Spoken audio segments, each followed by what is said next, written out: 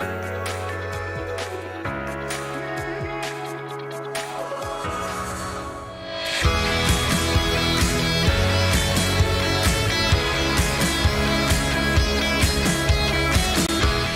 week's podcast is sponsored by MPB, the platform to buy, sell and trade used photo and video kit. MPB has the UK's largest range of used photo and video kit with over 10,000 products on their platform. Go to www.mpb.com to find out more.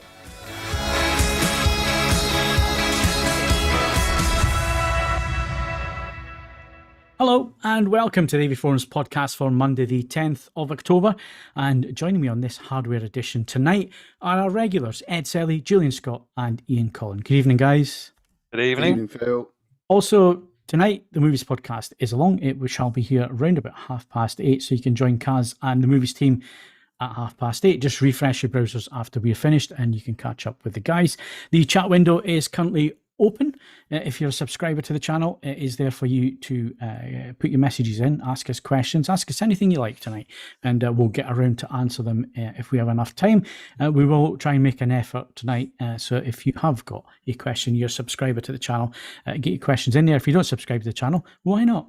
You can do it now, and then you can take part in the chat. So that's all that's happening at the minute. Tonight on this podcast, this very podcast that you're watching right now, we're going to look at the Sony XW7000ES native 4K laser projector. It's got freaking lasers. Whether the latest flagship headphones from Bowers & Wilkins and Focal serve as a distinct representative of the characteristics of that company's sound. Ed's going to go through that and all about these new headphones that have come to market. We've reviewed both of them. They are on the homepage if you want to go and read the reviews. Calibrating your display for gaming. Is that a thing? Is it a thing that you should be considering? Are there video standards when it comes to video games? And should you be following the same standards that you follow for movies when you set your TV up? Jules is going to tell us all about that a little bit later on. We're also going to catch up with the latest news with Ian, covering hi-fi, AV and home cinema. We're going to answer your questions, so get them into the chat tonight. If you are not watching live and you want to ask us questions, and you can do that through podcast@avforums.com on the emails. Do that and we will answer them on the next podcast that comes along. And I think that's probably all we're going to cover tonight. And I think it's enough, to be honest. Plenty to be getting through there.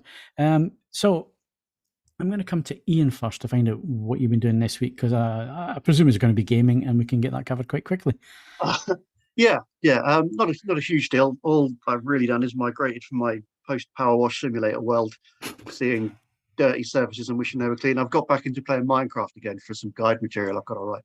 So I'm now seeing the world in cube shapes rather than dirty two-dimensional shapes. That's been about the peak of my entertainment / trauma for the past 2 weeks. Anything else? No.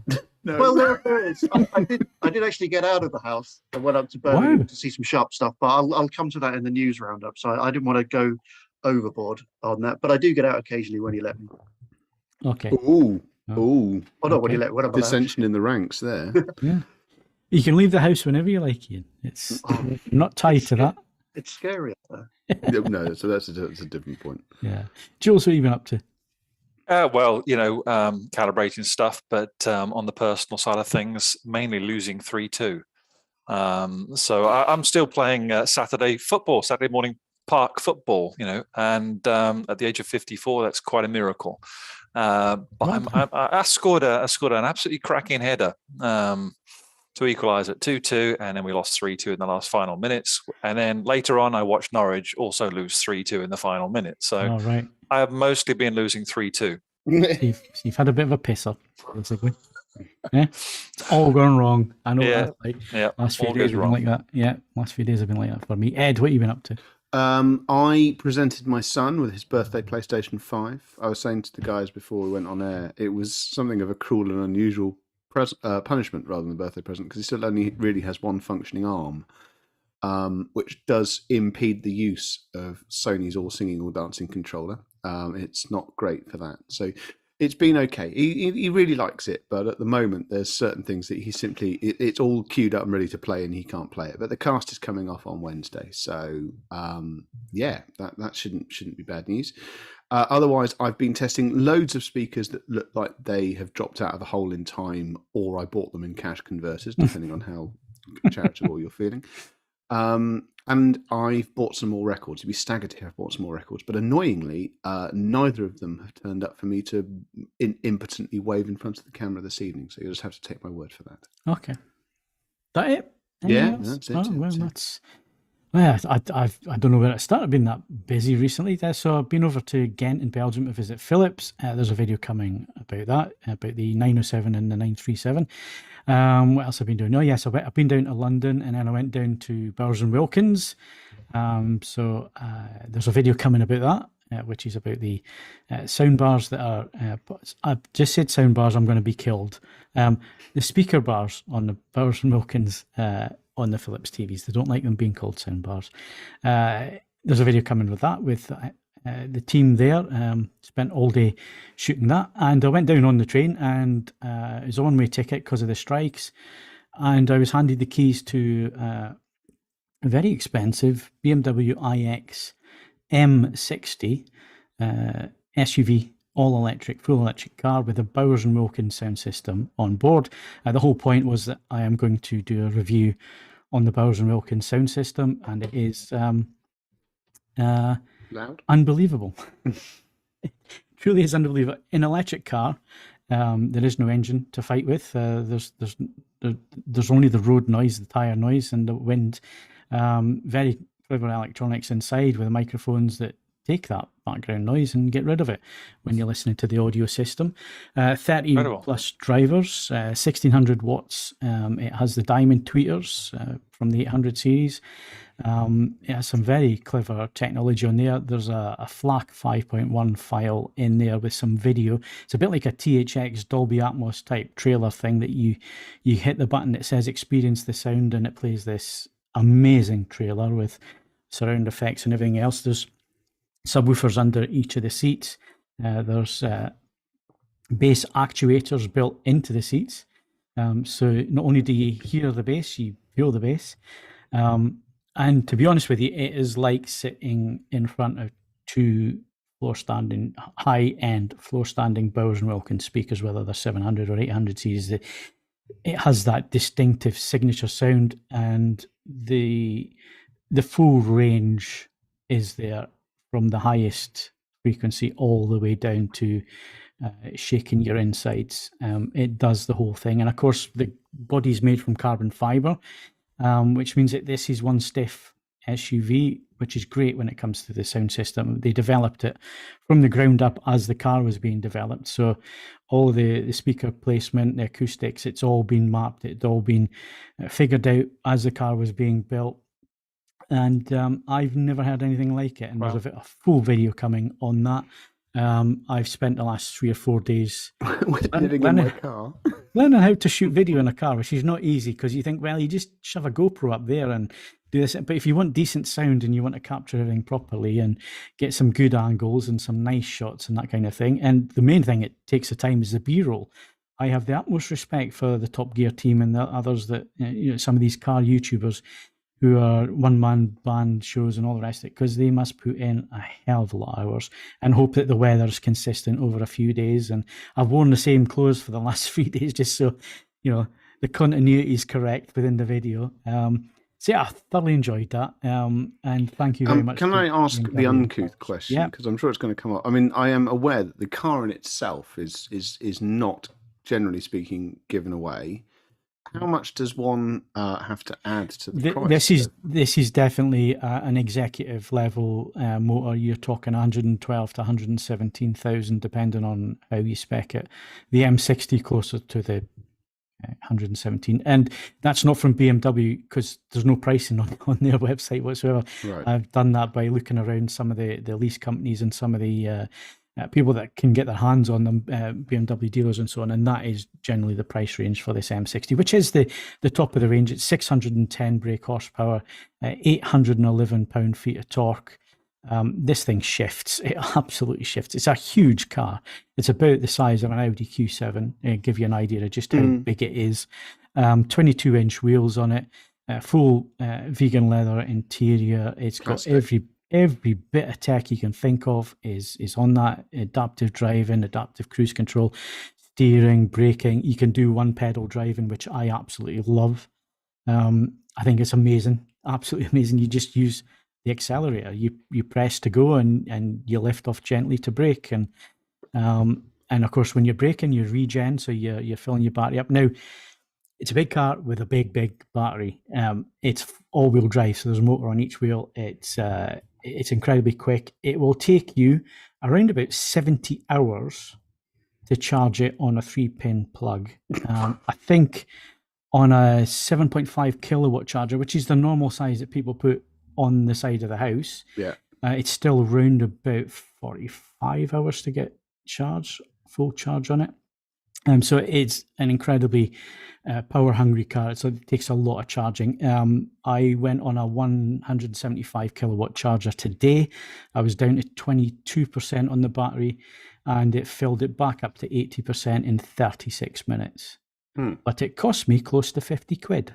Yeah, it's, so, and that's can... before fuel duties added on, and that will be coming because, if they're kicking people out of petrol cars, the duty is going to move over onto the electricity. I'm yet to do the experiment, Ed, about mains conditioning. I'm not sure if you condition the mains. I think it's imperative that you. It might make it faster. Yeah, make it. It has to be said, it's quite good that they've supplied you one entirely in black. Because it's a low bar, but that's the best I've seen it look. There's one very close to where I live in a sort of metallic hearing aid beige, and it's not a pretty thing. It's not a pretty car. It does split opinions when it comes to looks, and I think in black it looks the best with those kidney grills on the completely front. Obscured. Basically, that has split opinion. The whole EV thing has split opinion amongst my friends and other people who have seen the car and that I've spoken to. The one thing all of them have agreed on is that the sound system is absolutely amazing, and it is. And unfortunately, it's the one thing in a video that you can't get across because of copyright and everything else. And of course, how do you record it and what are people listening to it on?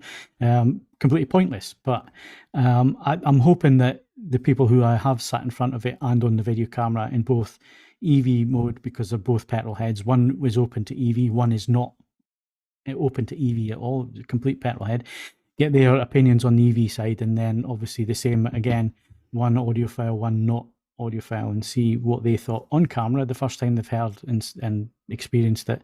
And I think it'll be quite entertaining. So that's what I've been up to. Other things I saw the Proclaimers on Saturday night. First time I've ever seen them in my life. I've been dying to see them live for a long time. Sunshine on a Leaf was the highlight of the night, always is. They've just started the tour. That was the first night of the tour. So if you love the Proclaimers, I believe there's still some tickets for their tour, which goes on till December. And I went to the cinema recently to see Moonage Daydream. Saw it in a regular screen. And as I walked out and I walked in the opposite direction to where I come into the cinema, I noticed that Newcastle Metro Centre now has a Dolby Cinema. That was done on the quiet. I had no idea that was going in. I knew they were updating their IMAX screen, but they have put a Dolby Cinema screen in there now. I believe it's screen 3 at the Metro Centre. So if you're local there and you want to experience, cinema, Dolby Cinema, and pay the premium price, there's now one there. So that's what I've been up to. Cool. I think we've covered everything that we need to cover, and let's look at what we're going to do and get on with the show. If you'd like to support the AVForums podcast on a regular basis, then why not become a patron? Head over to patreon.com/AVForums to sign up. You can also make a one-off donation through the Super Chat or via streamlabs.com/AVForums. All donations help us to improve the website and the podcasts. Thank you to all our supporters. New patrons, Adam Byers and Warren Barr, thank you very much for your support and join us as patrons. There is going to be a new tier coming. Keep your eyes peeled for that, there is some early access that we're going to give patrons to some editorial content and a few other bits and pieces. That's something that we're working on. If you have any suggestions, get them in, podcast@avforums.com. But thank you very much, Adam and Warren. Welcome along to the team. Your support helps us produce more editorial. One day we'll make a good podcast as well. No promises, though, on that one. Current competitions and previous competition winners. There are no hardware competitions at the moment. But Kaz and the movies team will have a bundle. Lots of competitions up there in terms of discs and films and so on. Just hardware-wise, there's not any competitions currently running, but there are things coming along very soon. So keep your eyes on the competitions page. And if you fancy some movies, listen to Kaz and the team, and they'll take you through all the current competitions there and previous competition winners. Right, so we're going to go to AV News. We're going to go to Ian. So Ian, what's happening in the world of AV? Well, first of all, I should probably expand upon the trip to Sharp that I mentioned earlier. Went up to the very lovely city of Birmingham to see Sharp's Experience Roadshow, which is part of the company's 110-year anniversary, but also gave us a chance to have a look at what's coming up both this year and also into 2023. Obviously, a lot of the specifics still to be ironed out, but the products are there. Gave us a chance to have a look specifically a whole bunch of TVs they've got coming up over the next sort of 6 months, including a new XLED lineup of 4K TVs, which looks very good, combining Android and Google TV platforms, Harman Kardon speakers similar to those we've seen on Sharp's EQ series, plus throwing in things like Dolby Atmos, DTS, Dolby Vision, and also quantum dot technology, which is, I mean, admittedly the demos were kind of very targeted, but they did look very impressive in action. They've also got some gaming monitors coming up, although they aren't due until Q3 next year, so they're a little bit further away. Similarly, they've got a new soundbar, 3.1.2 soundbar, which sounded excellent in the demonstration, but that's not due until probably Q3 next year as well, along with some new speakers, a new subwoofer setup as well. So all in all, quite a good looking bunch of AV equipment coming from Sharp over the next sort of 6 to 12 months. Obviously, more details will be up on the website, giving a few more specific model names. People are interested in taking a look. But yeah, it was quite interesting to see. You don't want to call it a comeback from Sharp, but it looks like they're kind of back on the right track in terms of that have been away for a little period of time. What kind of price ranges are we looking at with these new models that are coming, Ian? They wouldn't specify on the TVs. Right. We do know that soundbar is going to be a roughly sort of £350 mark. Speakers and subwoofer around £300. So again, they said they didn't want to just broaden the range with cheap-ish products. They are looking to build up higher rather than wider, which seems to be the message we're getting. But no specifications on the TVs at the moment. But I would assume some of them that are due to launch this year, they wouldn't be too far off. Yeah. Well, it's nice to see Sharp doing well again. Like I say, a brand that had kind of fallen off the radar a little bit. So it'll be interesting to see what they do with the new models coming through. I haven't had any in for review for a while. So perhaps now is the time, Sharp, to send your wares through and we'll have a look at them. Anything else AV-wise? Yeah, finally, more of a long-awaited update rather than a new arrival. But JVC has announced that its latest firmware update will be adding a Filmmaker Mode to its projector portfolio, which includes the likes of the NZ7, 8 and 9, RS1100, 2100, 3100, and 4100. So it'll be a welcome addition for many, along with a bunch of other improvements, the likes of its frame adapt technology, which should add a decent new feature list when it starts rolling out middle of next month, middle of November. And as a bonus as well, it also announced a new limited edition D-ILA 25 LTD projector to help mark 25 years of the technology. So limited, in fact, there's only 25 of them being made, but comes with a £33,000 price tag, which should thin the waiting list a little, I'd imagine. Yeah, but it's always nice when a company puts a little halo out when they have an anniversary. And also nice to see Filmmaker Mode make an appearance on a projector, Jules. Yeah, I mean, it just adds to what we're seeing on TVs, isn't it? It's not that the JVCs don't have a most accurate mode, like TVs had most accurate modes, but I get it's getting that into the public consciousness that Filmmaker Mode is the most accurate, and whatever TV projector you've got, that's the one to go for if you don't know what else to do. Yeah. So yeah, it's great that it's in there now. Yeah, but only for the NZ models, which is obviously something that I'm going to raise with JVC as soon as I can get the time to do that, because I would imagine it's just a firmware update. So no idea why it isn't going to the other models in the lineup, like the N5, The N7, and so on. MP5, yeah. Yeah, and the MP5, yeah. So, yeah, that question needs to be asked. But it's nice to see Filmmaker Mode making it into projectors.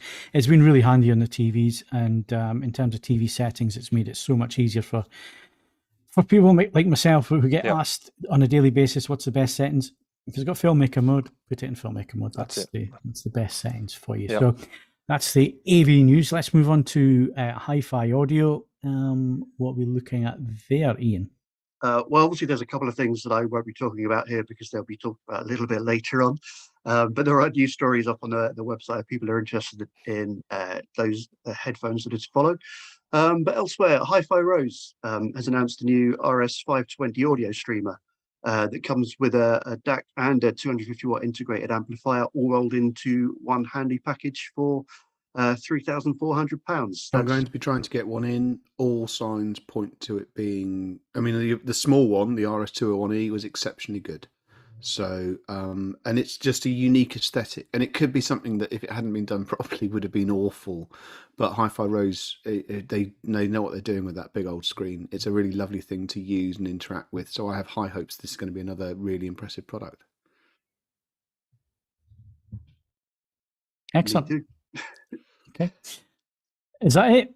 Well, it's one more, just a quick mention. All right, okay. Just for Technics has announced the new SACD and music streamer as well. It's called the SL-G700M2, which is due to launch in Europe, at least from around 22nd of November, with a price tag of £2,899. As the name suggests, it builds on the existing SL-G700, but obviously with a few improvements, such as it's got a high precision coherent DA converter, multi-stage silent power supply, a few other bells and whistles added to it as well. Obviously, more details for that also up on the website. Okay, excellent. And Ed thinks he may have a review sample. I might do. I need to have a look at. There's a mystery box in my hallway, and I need to have a proper look at what it is. But I mean, it must be said, SACD has hovered. It's been pretty niche for a while.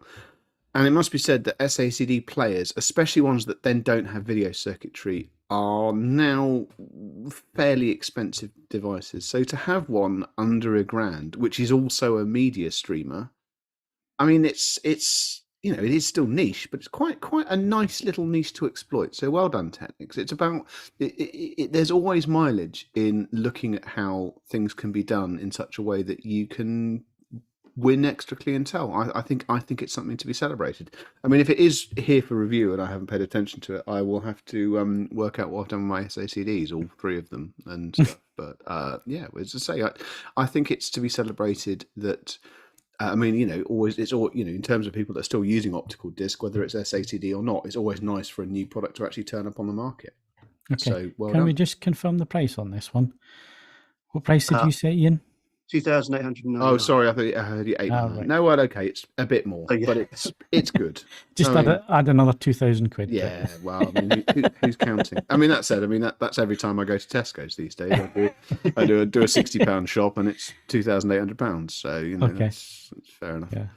Right, let's move on to some hardware. Let's move on to some reviews. We'll do a projector first because I haven't had many projectors come through this year.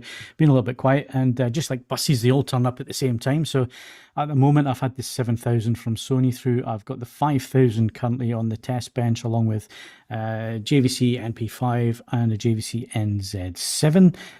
So like I say, lots of projectors at the minute to get through. But the 7000, I've published that review. It is on the website.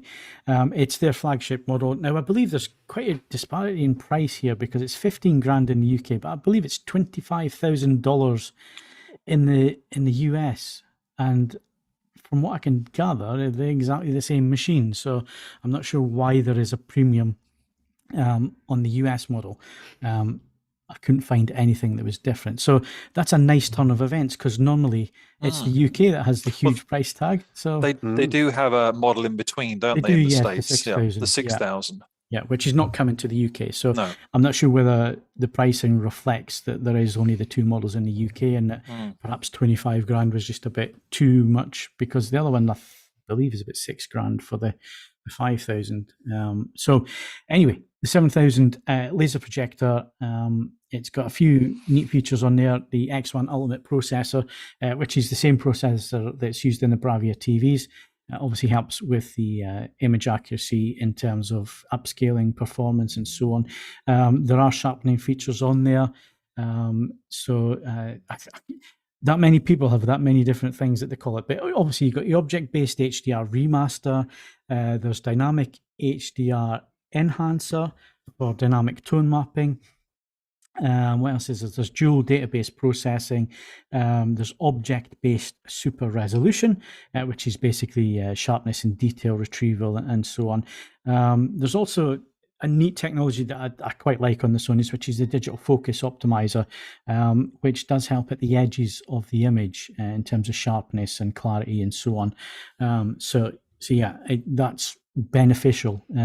And obviously the 7000 does have the ARC lens on there as well, which is, sorry, the ACF lens, which is a 70mm.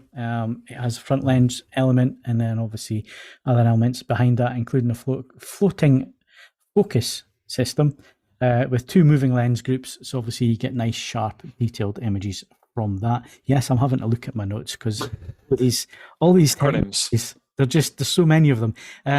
Obviously, you have a motorized lens, so you've got vertical and horizontal shift. You've got lens memory function, which still doesn't work from Sony. I don't know what Sony does wrong with this, because the JVCs are absolutely solid. You set your memories, you can flick between them, and it'll hit the same point every time. The Sony, for some reason, it'll hit the right point 2 or 3 times, and then give up the ghost after that, and you've got to redo it all, or so on. So if you've got a 240:1 screen or a scope screen and you want to use that functionality, it is there on this projector. It's not there on the entry model this year. The whole motorized system has gone. It's all manual on that one. I'm trying to think if I missed anything else. Yeah, 20 milliseconds for gaming with 4K 60 signal, which is pretty good for a projector. Projectors normally have huge input lag. That is a good sign from Sony on that one, but there's no HDMI 2.1. So you don't get any VRR or ALM. There is some support for 120 Hz, but it's only at 1080p. It will not do 4K 120. And like I say, it comes in at 14,999, so 15 grand for this machine. So basically, what does it look like in terms of picture quality? SDR, out of the box, I was really disappointed. Reference is normally bang on this model, and I can only test the model that's in front of me. It was out quite a bit. I mean, delta E is over 6 for the majority, so a lot of green in the tracking there out of the box in the reference mode. Rec 709 looked pretty decent, but obviously it was towards green because of the white balance issues that we had with the grayscale, and a few little hue errors, especially magenta. But it's a Sony, it has the calibration controls, and it could be dialed in pretty accurately with good delta E's, well under 2 anyway. And Rec 709 kind of fell back into place once the white balance grayscale had been sorted out. And then moving on to HDR, again, there's no point measuring peak brightness on a projector. Projectors are just not capable of the same brightness. It's a reflective technology. It's not direct view like a TV. If you go into it expecting the same kind of dynamic range that a TV is going to give you, you're going to be sorely disappointed. Projectors are just not that type of technology. But going into it, knowing that and looking at the tone mapping is not that bad on these new Sonys. It's certainly an improvement on what we've seen before. I still wouldn't call it a full dynamic tone mapping system, the same as JVC's frame adapt. But at least Sony are doing something with it. Other manufacturers just leave it alone. And the problem always is with tone mapping is you're trying to basically get 5 pints into a 2-pint container. You know, what is it that you're throwing away? What can you afford to throw away? And what is it that you're mapping to? It does a decent job. A lot of highlight clipping going on, which I expect to see on a projector like this.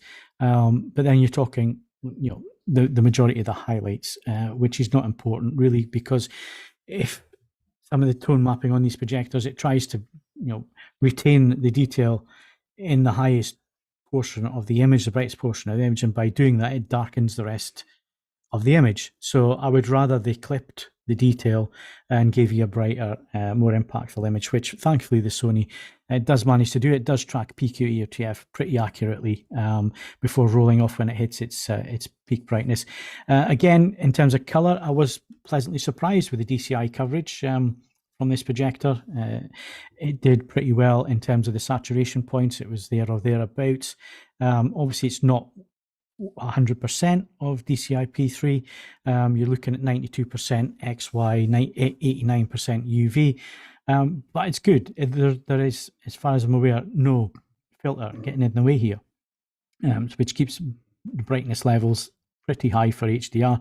And in a projector, the last thing you want to do is kill the brightness by using filters. So yeah, it does very, very well. So in terms of the performance, you can read everything that I think about the projector in the review. I'm not going to go through it, but it is a decent projector if you've got that type of budget, and you are looking at a professional install, that kind of thing. This is where this projector is aimed at. It gives a superb sharp image. It's very, very good with SDR. It can do a very reasonable HDR. Just the inaccuracy out of the box, but again, this is a custom installation product. It will be calibrated when the installer puts it into a system, or you'd like to think so. The installer is going to do the calibration on that. And you know, lens memory is great to have, but it does drift a little bit. No HDMI 2.1, and like all the Sonys recently, there is a little bit of backdoor processing going on, even if you switch everything off as well. So that's something to be aware of. But yeah, that's the Sony. Joel, so you've looked at a few of these. Yeah, I've calibrated a few. I mean, I endorse everything you're saying there. Naturally, the delta errors out of the box, yeah, they're all right. Okay, and then it could be better, but certainly when it's calibrated, I mean, I was getting 0.6 delta errors, grayscale, gamma, and color checker, so it can be really accurate when it's calibrated. Of course, it's always recommended, despite the fact that JVC now putting Filmmaker Mode. Even so, your walls, your rooms, the whole environment affects the projector. So you really ought to look at getting an investment of that amount of money, 15 grand, calibrated. It's a small price to pay, but I think the Sony's main problem is that just a grand or so above it is the JVC NZ7. And that is stiff competition because it does include the HDMI 2.1. It does include, slightly better, more contrast, native contrast, etc. And so it's sort of going up against that. Yeah. And otherwise, it's a fine projector in and of itself, but the competition's stiff at that end of the market. Yep, it is. And like you say, you need the environment to get the best out of these machines as well. So. Yeah, good advice there. Thanks, Jules. So that's projector talk out of the way. And like I say, that review is on the website. I've got 3 other projector reviews coming up very soon. So the entry-level Sony and the 2 JVCs. One's a bulb-based, one has a freaking laser. Right, so we're going to move on. Ed, let's talk headphones and why you want to talk about these 2 particular models. First of all, I am not going to rehash the contents of the review for either of these headphones. The Bose & Wilkins PX8 and the Focal Utopia 2022 are on the front page of the website. You can read them at your leisure. I've devoted a fair amount. I mean, the Focal review is possibly the longest headphone review I've ever done. So if you've got any questions about them, just stick them in the comments thread and I'll do what I can to answer them. This is more a comment and a reflection of how you as a manufacturer go about going into a new product category, which both Focal and Bose & Wilkins did in part of the great headphone boom of about 10 years ago, maybe a little bit less. I don't know if anyone remembers this, people listening. All sorts of companies who now no longer make headphones all piled into the category because it was a massive area of growth. All the GfK data suggested that was the case. There is a very good reason why Bose & Wilkins and Focal are unusual amongst these manufacturers, that they're still in this category 10 years later and they're still doing well in this category. Tellingly, they're not doing well in the same categories. I mean, obviously, Focal, we nixed the news story because it's something I hope to look at as a review product. Focal's moving into wireless headphones, but they have predominantly focused on high-end wired headphones since they, from relatively early on in their undertaking. And what they've done in the Utopia in particular, both in the original and this rehashed version, is they have brought technology from their loudspeakers into the headphone category. The product is identifiably focal, even though it's obviously not the same as a pair of Utopia loudspeakers. I mean, it's not the same driver that's in the tweeter on a Utopia. It's bigger, it's a different shape, and it does different things. But there's an identifiable cross pollination, and possibly the best phrase for it, that between these two items, between the two categories, that means that Focal's identity has survived the transition to a completely different segment of what's going on. So where other manufacturers have tried to make high-end headphones, and it's always felt a bit me too. What Focal's done is they've gone, well, we're Focal, we do these things in our speakers, and we have modified and ameliorated this and cajoled it into being a headphone as well. And the Utopia is a tremendous example of that. As I said in the review, it could lay reasonable claim to be the best headphone on the planet. I mean, it ought to be. It is an extraordinarily large sum of money, but it's a formidable performer and extremely easy to live with. Now, in an absolute sense, it has very little in common with the Bowers & Wilkins PX8, besides them both being headphones. One's wired, one is designed to be used wireless, one has no noise cancelling and is open backed, one is a closed back noise cancelling headphone.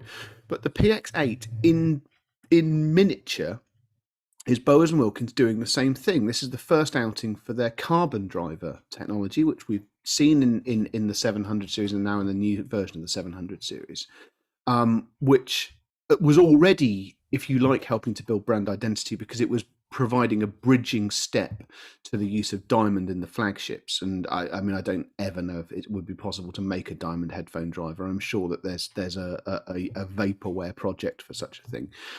But the use of the carbon driver in the PX8, again, it ties that formidable speaker brand with its reputation into a pair of headphones that sets it apart. I mean, let's face it, every man and his dog makes a pair of wireless noise cancelling headphones. And it is another area where manufacturers who I wouldn't say got into headphones, but in that headphone boom, but perhaps massively increased their presence in those categories, did so at the same time. So they're still extant. And what the PX8 does, albeit at a higher price than a lot of the competition, is it just links back to the speaker company that people are familiar with, and it's this leveraging of identity that means that they're still going in this category, where so many other companies that piled in at the same time have called it quits and closed the business down.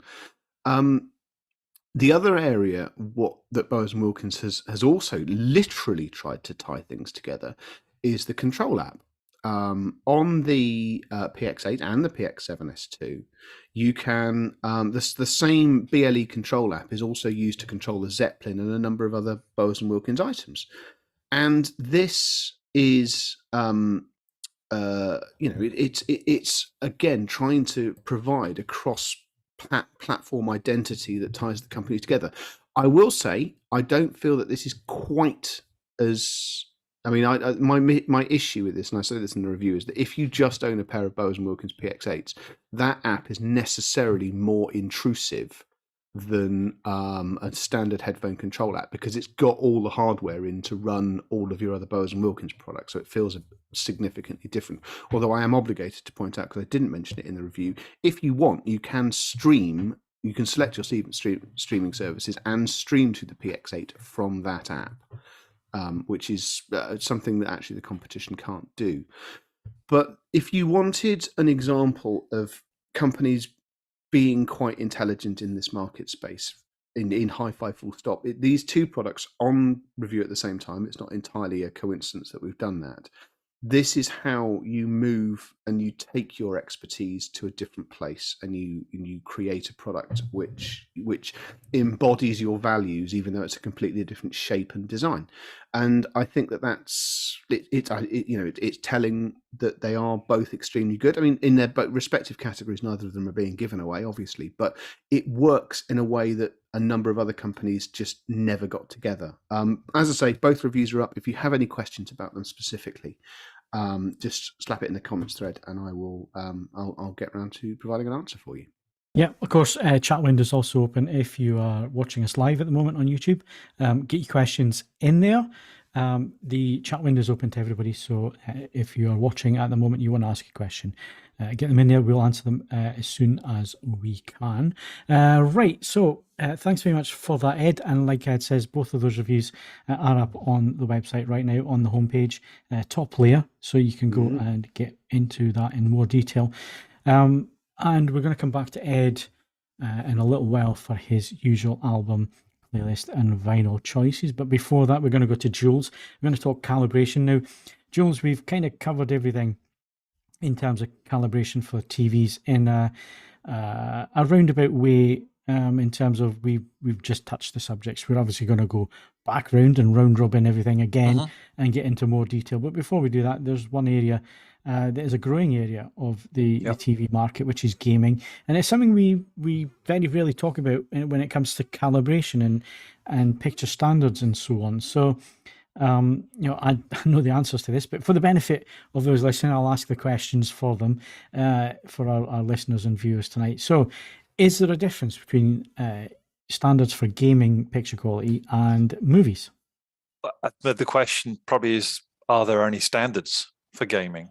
And of course, in movies, we have bodies like SMPTE, Society for Motion Picture Television Engineers, who are creating standards that are there are references. We observe them. We're calibrating in grading studios, and then we're trying to deliver those in the home as well.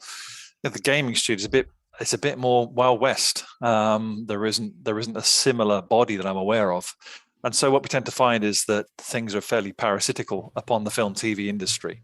For SDR content, depending upon the room, again, we're setting up. If you've got a bright room, if you're gaming, if you're playing your power wash simulator in a bright room, you probably want a 2.2 gamma with a bit more peak output. If you are gaming in a darker environment, a BT 1886 with a lower peak output. So it's still environmentally important to get that right. Of course, in HDR, that's quite important to set up very carefully. What you don't want is your TV doing a double tone map. So HGIG is very helpful for switching that off. And then, of course, what you've got to do with your console, for example, is then set up your contrast, your black level, your white point, to make sure that the console knows exactly the parameters of your display, and then it sorts it out from there.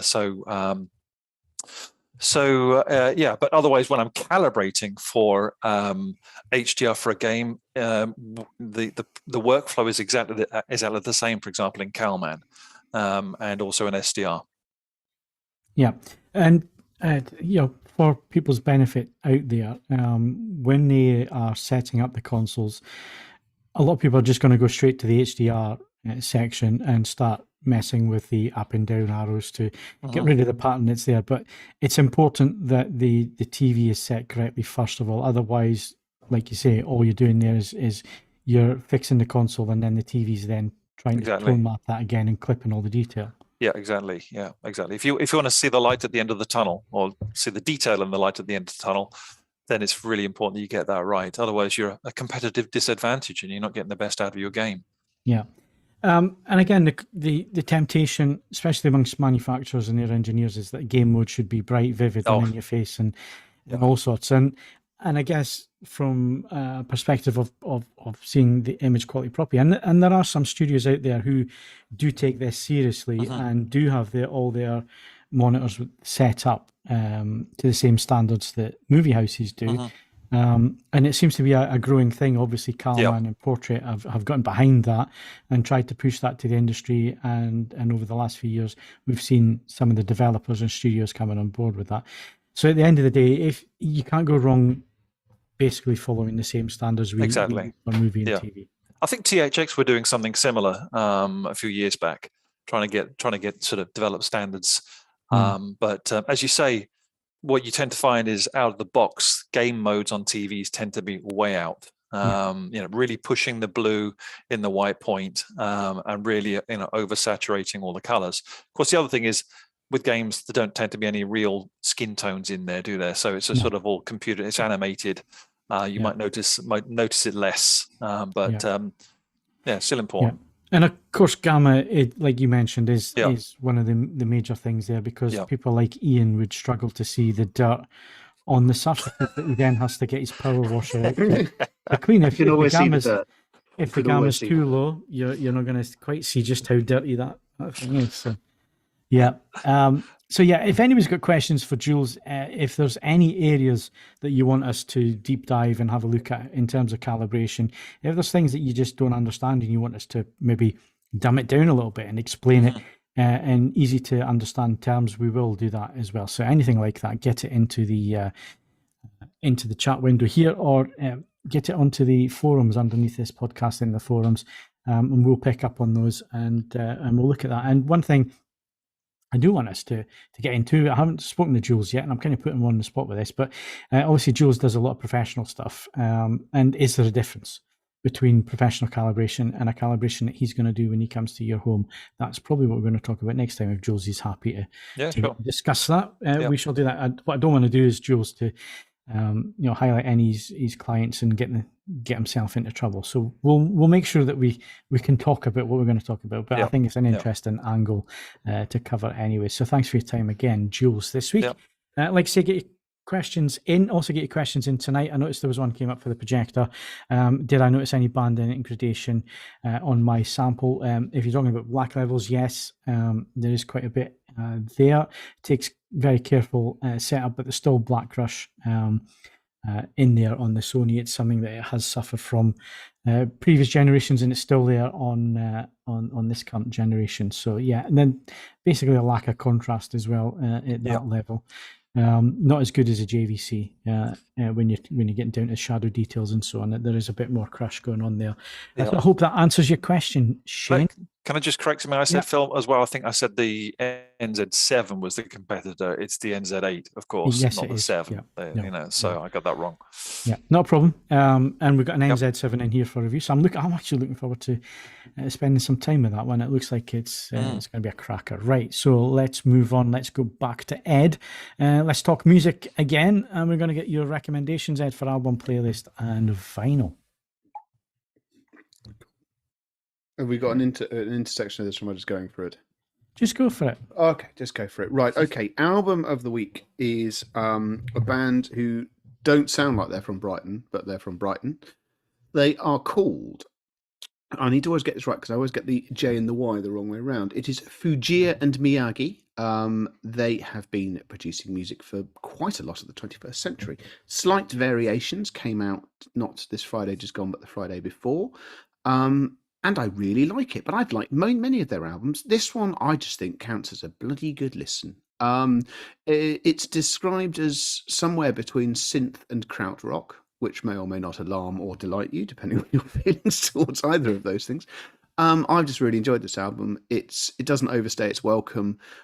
It's catchy and it's fun to listen to. It is on all the major UK streaming services. You can buy it on physical release in the form of CD and vinyl, and the link in the image on the video, if you're watching the video either live or later on, is to the band's Bandcamp website. I am a huge fan of Bandcamp. If you buy it there, the band will receive more of your money, and you get unique versions of either the vinyl or the CD, or you can simply buy it as a lossless download, and a good quality lossless download at that. So well worth looking at. I think that's a really good listen. I think it's very entertaining. Vinyl release of the month. Now, you may think I have chosen this purely because of the name, and you may or may not be right. I do think the name is absolutely glorious. This is an electronic act called Warrington Runcorn Newtown Development Plan. That's genuinely what the band is called. The third album, Districts, Roads, Open Space, came out this Friday. Now, there's two reasons why this is my vinyl release of the month. The first is, very unusually, you cannot listen to this on a streaming service. None of this band's output is available on any UK streaming service. You have to take my word for this one. So you're buying something which is not ubiquitous. You are buying something which, otherwise people don't hear. The other is that based on the performance of the 2 other albums on vinyl that have been released by this organization, you can't lose on it. Oh no, actually, I've just looked at this. The vinyl is sold out. That's embarrassing. Well, you'll need to get onto Discogs then and start paying the heartbreaking prices. This is the thing. This is Are you in commission, Ed? Partly because of the name, and partly because if you liked Boards of Canada, which is an act I absolutely love, it's the same dark, brooding, but very cleverly assembled electronica. I absolutely adore it. No, it's really good. I'm glad I've ordered them a copy. But if anyone has a copy of people in the industry that they want to sell me for less than £100, do tap me up, because I'd be quite interested in that. I do own their debut album, which is fabulously titled Interim Report, March 1979. So yes, you'll have to take my word for that one. It is really, really good. I didn't realize it would sell out quite as quickly as it has. It's slightly embarrassing, so sorry, but it is my vinyl release tonight because it's really good. It's the best one of the releases I've bought this month. So there you are. Did you buy more than one to flip? No, because that's the sort of thing that evil people do. Okay.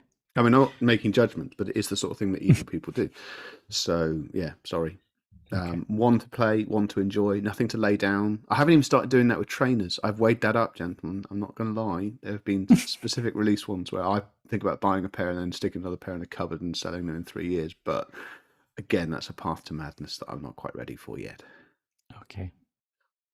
Did you cover playlist? Yes, right. Playlist is very simple. Editors, who were last podcast's album of the week. Cobuzz has very carefully, and it must be said, they've got most of the tracks that need to be on there. It's 20 years of editors, so 50 tracks, 3 hours 54 minutes, and it's just a reminder that they've done some absolute bangers. So I mean, that's what it does. What it says on the tin. If you don't like editors, you aren't going to like this podcast. You might like the podcast. You aren't going to like this playlist. But if you have thought of listened to editors now and again, if you sit down and actually let this one roll for the best part of 4 hours, it reminds you what a phenomenal set of tunes that they have accrued over 20 years. And that, as I said last podcast, their run from album 3 to 5 is as good as. And I noticed that no one actually came to argue with me on this one. It is as good as any British band has managed in the 21st century. So there you have it. Okay. Enjoy that. Excellent. Thank you very much, Ed. I always get something from your list, so thank you very much for that. Let's move on. And before we wrap up tonight, what have we been watching on the TV box that we would recommend, or what have we been watching at the cinema, or whatever that we would recommend people go and see? So I'm going to start. I've started season 4 of The Crown. I did say I was going to get through it. I've had quite a bit to do recently, so I've kind of lost track with it. Getting back on there. Need to get this one finished because I think season 5 is November. So yeah, got that, and Bake Off and Strictly. But Bake Off and Strictly I'm finding difficult to keep up with, just with everything else that's going on. Yeah, I have to say I'm behind on Bake Off, and Strictly isn't a regular one for me. So a little bit. I'm not, not as sold on it this year. It's taken a little while for me to get into both of those. But anyway, that's what I've been watching on TV. Went to the cinema, saw Moon Age Daydream, which I thought was, as a non-fanatic of David Bowie, I thought it really interesting. And the sound mix was absolutely phenomenal. That is going to be one hell of a 4K UHD Blu-ray. The way they use object-based sound in that, everything from crowd noise to helicopters, and also very, very impressive. So probably be a demo disc at some point. But yeah, I went to the cinema to see that. Jules, what have you been watching? Not too much telly, just caught the odd Bake Off, and because it's on when my wife's watching the stuff. But watched a few films in my room. Mm-hmm. Where the Crawdads Sing. That's actually got panned by the critics, but got really high sort of IMDb ratings.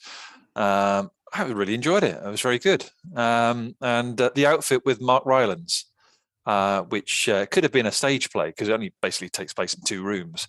But he plays an English tailor in 1950s Chicago, caught up with the mafia. So that was a decent film, and yeah, that's about it really. But you wouldn't go wrong with those two. I enjoy them both. Excellent. Good stuff. Ian? Well, I jumped into Amazon first of all. Obviously, all the 60 years of Bond films have gone up on Amazon, and there's also a really good documentary about the soundtrack to the films, covering both obviously the iconic theme tune and every theme song over the past 60 years. So that's a really good watch if you kind of into the Bond films and the relevant music. Then jumped across onto Netflix to watch The Midnight Club, which is kind of a new kind of creepy horror series from the guy who gave us Midnight Mass. The one with the most jump scares in the first. The Midnight Club. I saw saw the story. I saw the news story on that, and I thought I found a new thing that I want to watch last on all television services available to me. It would be. The story was that he put so many in so that he wouldn't have to do them ever again, because the director said he hates jump scares, apparently, the creator. So he wanted to make them so many, so he would say, okay, stop doing the jump scares, don't do them ever again. But apparently, the producers really liked it, so they stayed. But it's a good watch. You know, if you like sort of Midnight Mass and that kind of creepy thing, it tells a lot of kind of horror stories within a horror story. So it kind of layers itself quite nicely. I mean, it doesn't quite nail the landing, but it's still, very, very entertaining to watch if you like kind of creepy tales. On mute. Yeah, I'm on mute. Ed, I need to come to you on this one. Yeah, well, no, I have continued to watch Andor, which I wasn't sure I would do after 2 episodes, and I'm now 2 episodes to the bad, having not watched 2 episodes of the Lord of the Rings thing, which I did think was going to be quite well. I mean, given that it's cost as much as a space program, I thought it was going to be more watchable than it actually is. Yeah. So yes, I've been quite surprised at that. Andor, it's still tonally a bit weird, but it's a lovingly crafted world. World within a world that they've sort of put together there. So I've been enjoying that. I think that is I've yet to start either of those, and obviously the plan is to do it in the cinema room when I can. So I mean, Lord of the Rings, it's jaw-droppingly beautiful to look at. It's so leisurely. I mean, you can get the feeling that obviously what the bits that Amazon owns the rights to, it does appear to actually be quite slim pickings. So, it's not ideal. Did the screenwriters come out and have written some sort of defense of the whole thing? It's not too slow. We're just building up all this kind of stuff. I don't know. I mean, I haven't seen that. When you've got something which is normally over an hour each time, I've just not been motivated to keep at it. My time is finite, and it just hasn't held. Whereas Andor has managed to do it. I mean, it does. It sort of cements what we keep saying, that Disney is now, as far as most of us are concerned, the streaming service to beat. I mean, I know Netflix is putting up a valiant fight, but Disney does produce an awful lot of stuff, and it generally is quite good. So, yeah. Okay, just before we round up, Ed, what reviews are we looking forward to this month from yourself? There are, as I say, there's some distinctly interesting looking loudspeakers, and hopefully a brand new member of the all-conquering Blue Sound family to have a look at. And there will be other things as well, possibly, depending on what turns out to be in that box in the hallway, so we'll see.